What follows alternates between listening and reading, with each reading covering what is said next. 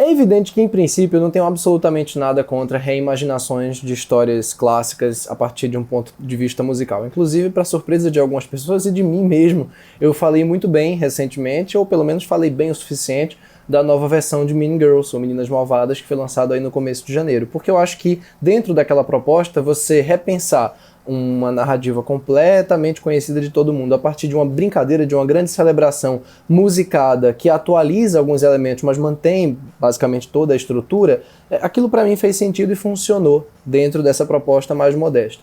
Aqui no caso de A Cor Púrpura, essa nova versão de uma história que já foi, no caso, adaptada na década de 80 pelo Spielberg, né? O Spielberg fez a primeira versão cinematográfica de A Cor Púrpura com a Whoopi Goldberg, grande elenco, mas a história é de um livro, um romance epistolar, escrito pela Alice Walker, um romance de mesmo nome, que é de 1982, e que foi adaptado também na Broadway no começo dos anos 2000. E é, portanto, essa peça da Broadway que está sendo trazida aqui às telas pelo diretor Blitz The Ambassador, que eu não conhecia, e que, apesar de ter talento considerável até para coreografias musicais, até que filma bem, que tem capacidade de converter, né, para algumas imagens e para alguns planos mais complexos, coisas que poderiam ficar 100% teatrais, apesar disso e de algumas outras qualidades pontuais, esse novo A Cor Púrpura, para mim, é um resumão bastante questionável em vários aspectos daquela história célebre que muita gente conhece. Antes de entrar em detalhes sobre o porquê desse novo A Cor Púrpura não ter funcionado para mim, eu vou lembrar você que ainda não fez isso, não se esqueça de se inscrever aqui embaixo no canal, não se esqueça também de curtir o vídeo, porque isso ajuda muito o canal a crescer e o YouTube a recomendar o vídeo para outras pessoas.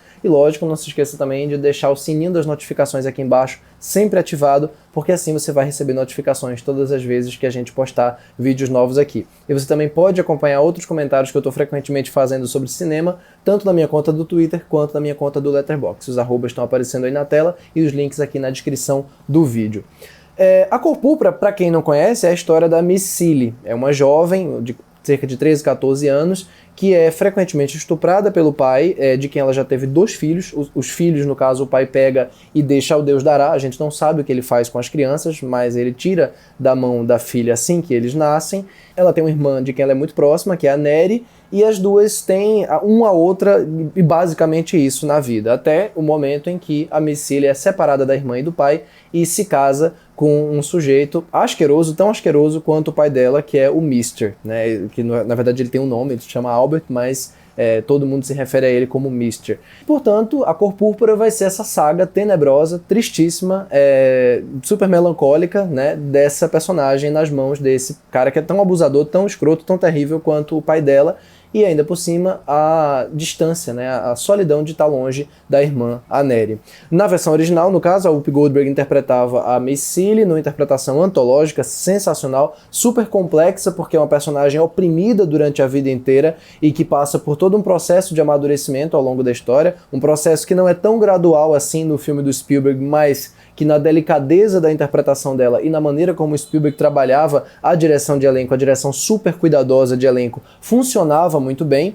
e que aqui, no entanto, em A Cor Púrpura, essa versão musical, que essa personagem, no caso, é interpretada pela Fantasia Barrino, outra atriz muito expressiva, muito bacana, acaba se perdendo porque o filme quer, ao mesmo tempo, atualizar, dar uma cara nova, uma cara de crowd pleaser, uma cara festiva, uma cara quase celebrativa, mantendo a mesma estrutura do filme de 85, que foi ali, basicamente, transformada em ícone, né? Então, assim, é como se ele não quisesse se desgarrar da estrutura estabelecida pelo Spielberg e, portanto, a história não consegue ganhar autonomia como musical. Ela soa contraditória, porque é uma história de sofrimento, é uma história de abuso, né, doméstico, de violência, e que acaba se transformando em "ai, que triste, vamos cantar". Explico por quê. Se eles tivessem pegado essa mesma premissa de A Cor Púrpura e feito várias alterações na história, eu não sou purista de nada, muito menos de A Cor Púrpura, eu acho que as histórias estão aí para ser reinventadas, repensadas e atualizadas mesmo, e eu acho que estaria até tudo bem em fazer isso. O problema é que eles mantêm as batidas do filme de 85, eles mantêm toda a estrutura com algumas alterações no desfecho, e diga-se de passagem, alterações completamente questionáveis. Tem uma alteração específica no trato de um personagem, que é justamente o vilão da história, né, o Mister, que eu acho absolutamente problemático em todos os sentidos da palavra. Tudo que acontece ali no final, para mim, leva o filme para um barranco que ele mesmo não tinha se colocado até então, porque ele tem algumas coisas interessantes, principalmente as interpretações. Eu gosto muito, por exemplo, de como a Danielle Brooks, que está indicada ao Oscar de atriz coadjuvante, interpreta a Miss Sophia, que é uma personagem que a certa altura vai ser muito importante em A Cor Púrpura, né? Ela é uma interpretação viva, uma interpretação forte, vigorosa e convicta da personagem, mesmo quando o roteiro não dá para ela material suficiente para trabalhar. E eu digo que não dá porque não dá mesmo, porque é uma personagem que no filme de 85 era interpretada pela Oprah Winfrey, por exemplo, uma baita interpretação também da Oprah. Ela passa por um arco, é um arco relativamente curto, não é o centro do filme de 85, mas é um arco que tem alguns detalhes e tem algumas sequências marcantes, como por exemplo uma sequência em que ela vai visitar os filhos e é impedida de ficar tempo suficiente com os filhos. É uma cena muito marcante do filme de 85 que quem não viu, eu recomendo que assista só por essa sequência, se não assistiu até hoje, porque é, na minha opinião, a mais dolorida de assistir, de A Cor Púrpura. E aqui essa sequência não existe. Em princípio, tudo bem você cortar completamente uma cena como essa, mas contanto que você tente, repito, trabalhar a coisa de uma forma mais autônoma, de uma forma que ganhe vida como musical, ganhe vida dentro da nova proposta que está sendo colocada na tela. E não é o que acontece aqui. O que acontece a personagem passa por uma coisa, na cena seguinte ela já tá bem, na cena seguinte já tem a cena catártica, que todo mundo que viu A Cor Púrpura de 85 lembra bem desse momento na mesa, e as coisas vão se atropelando como se nada tivesse acontecendo, como se nenhuma passagem de tempo grande, como é o caso aqui, tivesse em jogo. E a gente está falando de décadas. A história começa no começo do século XX e vai até meados, né, do século XX, quer dizer, vai até os anos 30, 40, são muitas décadas da vida, tanto da Miss City como da vida dessas outras personagens. E, no entanto, A Cor Púrpura transforma tudo em uma grande festa, né? Tudo em vamos cantar. Nesse processo, lógico, tem qualidade, como eu falei. Eu acho que não só a Danielle Brooks funciona bem como a Miss Sophia, como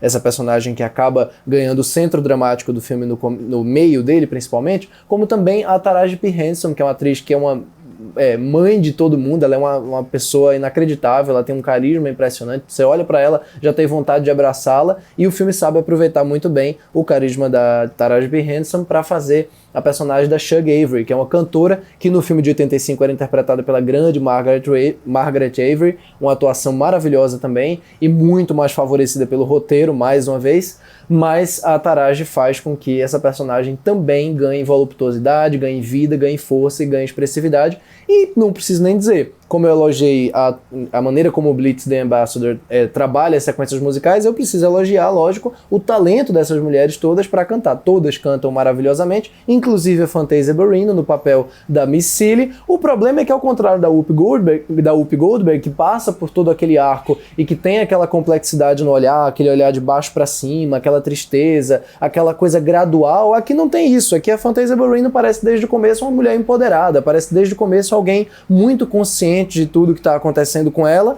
e que está só pronta para um momento em que o roteiro vai chegar e dizer assim, vá, solte o verbo e faça o que você precisa fazer. Não é culpa da Fantasia, muito pelo contrário, é culpa do texto e da direção. Ela faz o melhor que ela pode dentro dessa estrutura que é colocada na frente dela. Mesma coisa Danielle Brooks, mesma coisa Taraji P. Henson, mesma coisa como o Domingo, que faz o papel do Mister, que no original era interpretado pelo Danny Glover, uma grande atuação asquerosa do Danny Glover, e que aqui, de novo, não é culpa do Como Domingo, mas ele jamais consegue convencer totalmente como esse personagem maléfico, tenebroso, por melhor ator que ele seja. Porque o filme parece que sente a fofura do Como Domingo também e cede completamente a isso. Eu acho que o último ato do filme, os últimos 30 minutos dele, tem tudo a ver com a maneira como o filme enxerga esse personagem a partir da interpretação dele.